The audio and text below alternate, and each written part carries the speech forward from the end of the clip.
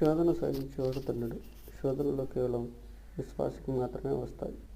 యేసుక్రీస్తు ప్రభువారు తన జీవిత కాలంలో మరి అనేకమైన శోధనలు ఎదుర్కొన్నారు. మనకు బాగా తెలుసు బైబిల్. అయితే ఆయన ప్రతిదాన్ని కూడా జయించాడు ప్రార్థనా శక్తి ద్వారా. ఈరోజు నువ్వు ఏ రకమైన శోధనలో ఉన్నా, కంటి చూపుతో పాపం చేస్తున్నా, మోహపు చూపులు, చెడ్డ కళ్ళు, చూసి ఓర్వలేకపోవడం, బాగుపడితే ఒప్పకపోవడం, ఇలా ఏ రకమైన పాపంలో ఉన్నప్పటికీ కూడా ఆ పాపాన్ని, ఆ శోధనను జయించుటకు దేవుడు కృప చూపిస్తాడు. అదేవిధంగా ఒకవేళ నీవు స్త్రీలోలుడైన, స్త్రీలకు బానిస అయిపోతున్నావు, అమ్మాయిలను చూస్తేనే మరి కామంతో నువ్వు రెచ్చిపోతున్నప్పటికీ దేవుణ్ణి కనుక ఆశ్రయిస్తే సహాయం చేస్తాడు. నువ్వు చూసిన ప్రతీది కావాలనుకునే వ్యక్తి అయినప్పటికీ కూడా ఒక్కసారి నువ్వు యేసయ్య దగ్గరికి వస్తే యేసయ్య సమస్తాన్ని జయించాడు కాబట్టి ఆ శోధన గుంటలో నుండి నిన్ను తప్పిస్తాడు.